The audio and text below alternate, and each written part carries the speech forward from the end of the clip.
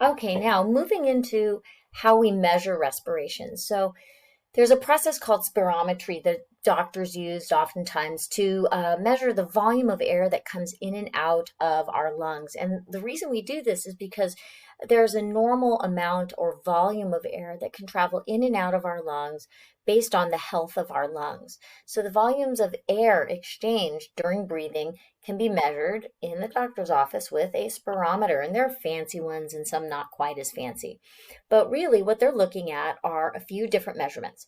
The tidal volume, or TV, this is the amount of air that you're normally breathing in and out with each breath without like overextending or pushing out. The vital capacity is the largest amount of air that you can breathe in one expiration, that you can breathe out. It's like until you breathe and you run out. The expiratory reserve volume is the amount of air that is left after expiring the tidal volume. Okay, so it's the amount that's left in your lungs after you exhale. It's that last push, that tidal volume, expiratory reserve volume. The inspiratory reserve volume is the amount of air that you can forcibly inhale after your normal inspiration. So you just go, and then you can do more, the rest. And then the residual volume is the air that remains in your lungs after you've forced everything else out. That's also called the dead space volume. And how many times do we usually breathe? About 12 to 18 breaths per minute. But if you're exercising, or if for some reason you have a lot of CO2 in your tissues, you're going to breathe faster. So how is bringing us to regulation of respiration? How does the body know how to change your respiratory rate, how often you breathe in and out? Well, that all depends on not so much the amount of oxygen in your body, but the amount of carbon dioxide in your body. Remember, carbon dioxide is a toxin, and we need to remove the toxin in order to keep our systems working normally. It actually changes the pH of your blood if you have a lot of carbon dioxide in there. And so one of the most important regulatory centers in our brainstem, in the medulla oblongata, is called the respiratory controlled centers, the inspiratory and the expiratory centers. They're two separate little groups of neurons in the brainstem. Normally, one fires off and then the other one fires off. So you like a in the inspiratory, and then in the expiratory, back and forth and back and forth. And this happens at a rate of about 12 to 18 per minute normally. The respiratory control centers themselves are also influenced by other parts of the body and receptors detecting other things in other parts of the body. So the cerebral cortex, this is where we have voluntary control to some degree of our respiratory activity. So I can choose to not breathe now, or to breathe now. So that's where we choose to take a breath. Now, chemoreceptors are going to respond to most of the time it's carbon dioxide in the blood, to some degree oxygen, but basically the carbon dioxide changes the blood acid levels such that once the blood acid levels, the pH goes down, the carotid and aortic bodies detect that drop in blood pH, and that makes you start to hyperventilate. We also have these pulmonary stretch receptors that are in your lungs, and they help protect, here we go, yawning, protect our respiratory organs from actually overinflating. There is a limit to some degree, but those pulmonary stretch receptors kind of start telling your brain, hey, you're kind of stretching out here quite a bit.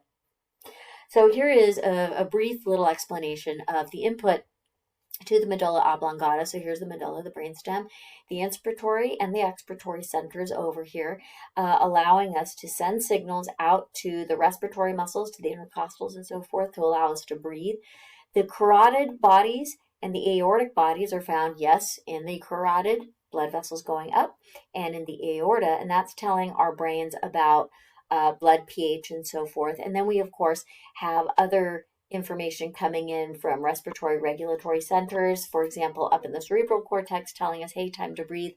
The pons is just being pointed out here. The pons have nothing to do with breathing. And then, of course, here's the cortex voluntary control. So the respiratory regulation centers do have some, I should have said not voluntary itself. They're getting input from the voluntary centers telling your respiratory, okay, I want you to breathe now, but they are triggered voluntarily, I guess is the way to put it. So there are different types of breathing. Eupnea is normal breathing. It doesn't sound normal, but it is. Hyperventilation is where you breathe very, very quickly, and you have deep breaths like that. Hypoventilation, very slow, shallow respirations, like when blood pressure is very low. Dyspnea is labored, difficult respirations, so you're having a hard time breathing. And then orthopnea is dyspnea, where for some reason you're having a hard time breathing in the morning and you sit upright and then it goes away. It's a weird thing. Apnea is where you stop breathing. So a lot of people have heard about sleep apnea, where you stop breathing in your sleep.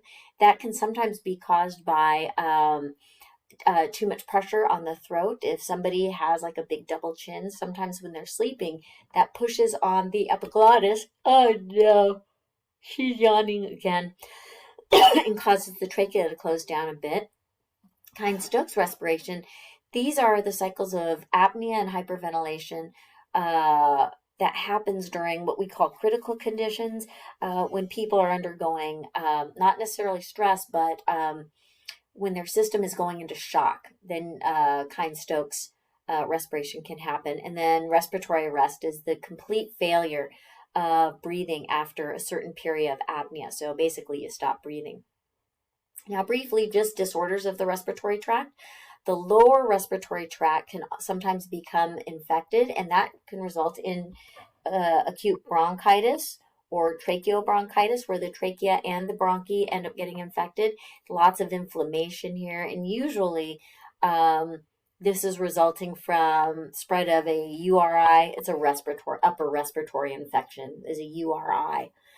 Pneumonia, now this is kind of nasty. This is inflammation in the lungs, where the lungs actually start developing fluid. All right, so pneumonia actually means that you have fluid inside your lungs as well. And the fluid is a really thick, sticky solution. There's lobar pneumonia, which infects the entire lung, or bronchopneumonia, which is small infections along the bronchial tree. Eventually it can turn into lobar pneumonia. So here are two types of pneumonia. The bronchopneumonia is right here in A, and the lobar pneumonia is in B. Other disorders of the lower respiratory tract, tuberculosis. This is a really, really contagious lung infection, and it involves tissues outside the lungs and the pleura. Tuberculosis can be cured with antibiotics, but it's a nasty, nasty disease. Other restrictive disorders that we hear very often would be other things that affect the pliability or the stretchiness of the lungs. And this could include fibrosis or scarring, or other inflammatory events that restrict breathing. So like cystic fibrosis, that's a disease that affects the compliance of the lung, and the lung starts making really thick mucus. It's more involved than that, but that's for a different class. Take genetics. I teach genetics too over at Merced College. We talk about that there. Factors outside the lungs, pain, injury, pleurisy. This can also restrict breathing.